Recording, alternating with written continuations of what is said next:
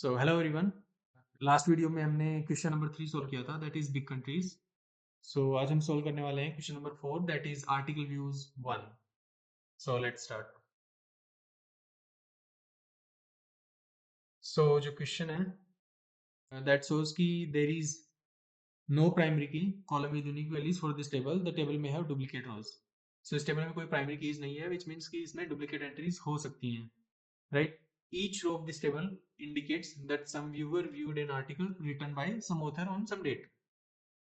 तो एक ऑथर है जिसकी कुछ आईडी है और एक आर्टिकल को उसने देखा जिसकी आईडी ये है, और जिसने व्यू किया है, सो ऑथर डिफरेंट हो सकता है, या फिर जिसने व्यू किया है वो खुद ऑथर हो सकता है। तो जिसने व्यू किया है उसकी आईडी है, राइट, और उसने इस डेट को उसको देखा है, written by some author on some date. Note that author ID and viewer ID indicate the same person, equal, which means अगर व्यूअर आईडी ऑथर आईडी के इक्वल है तो ऑथर ने ही अपने आर्टिकल को व्यू किया है इस डेट पे, राइट। सो हमें सॉल्यूशन क्या चाहिए कि write a solution to find all the author that viewed at least one of their own article. हमें वो ऑथर चाहिए जिन्होंने अपने ही आर्टिकल को कम से कम एक बार देखा है, right. Return the result table shorted bye ID in ascending order. तो हमें जो रिजल्ट भेजना है वो आईडीज के असेंडिंग ऑर्डर में भेजना है। सो फॉर एग्जांपल ये टेबल है, तो ये जो आर्टिकल है ये author ID and viewer ID, हमें वो चाहिए कि ऑथर ने अपने ही आर्टिकल को कम से कम एक बार देखा है। सो जैसे ये आर्टिकल है तो इसका ऑथर है ये, अपने ही आर्टिकल को जब वो देखेगा तो व्यूअर आईडी सेम होगी, इसके बराबर होगी, कि जिसने व्यू किया है वही ऑथर है और उसने कम से कम एक बार देखा है, राइट।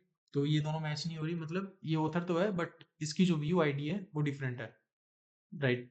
ये भी वही ऑथर है बट इसको देखने वाला कोई और है, मतलब सेम ऑथर ने नहीं देखा है अपने आर्टिकल को अभी तक। 7 विच मीन्स कि ये इस आर्टिकल का ऑथर है और इसने व्यू भी किया है इसको। सो ये जो एंट्री है वो हम रिटर्न करेंगे, राइट।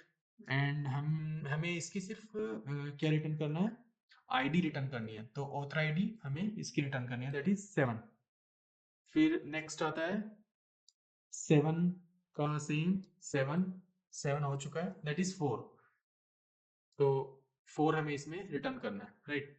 तो इसका सिंपल सा सॉल्यूशन क्या है कि अगर हम लिखें, पहले एक ट्रायल करते हैं कि वो क्वेरी सही होती है या नहीं। तो select that is author ID, या फिर आप लिख सकते हैं व्यूअर आईडी, बिकॉज जो हम रिजल्ट सेट रिटर्न करेंगे ना उसमें author ID and viewer ID दोनों सेम ही रहेंगी।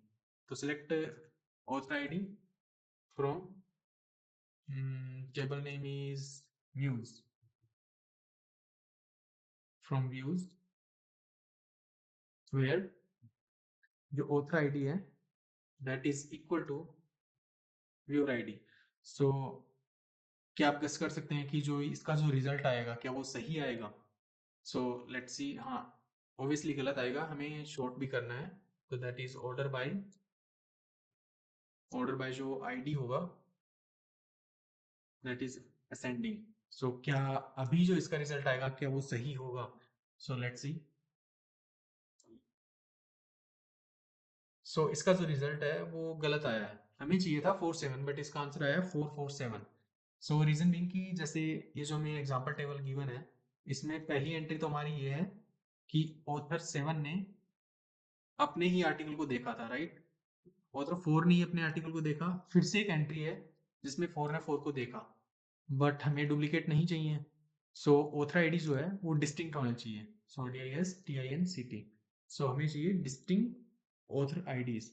सो अभी जो क्वेरी रन होगी वो सही रिजल्ट हमें रिटर्न करेगी कि जो आईडीज हैं वो हमें डिस्टिंक्ट चाहिए।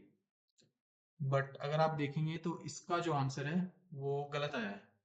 सो गलत इसलिए आया है क्योंकि हमने नोटिस नहीं किया कि इनको जो आईडी है वो एज ए कॉलम नेम चाहिए, बट हमारा जो आउटपुट है वो रिटर्न कर रहा है ऑथर आईडी। सो हमें जो रिटर्न रिटर्न जो टेबल होगी उसका जो कॉलम है वो चेंज करना है, तो एज कीवर्ड जो होता है वो यूज करना है एज आईडी। तो जो हमारा रिटर्न टेबल में जो कॉलम का नाम होगा वो आईडी होना चाहिए, जैसे कि आप यहाँ देख पा रहे हैं जो हमने नोटिस नहीं किया दैट इज आईडी। सो अभी जो सॉल्यूशन है वो एक्सेप्ट हो चुका है, लेट्स सी कि सबमिट हो पाता है नहीं। सो हमारा जो सॉल्यूशन है वो सबमिट हो चुका है।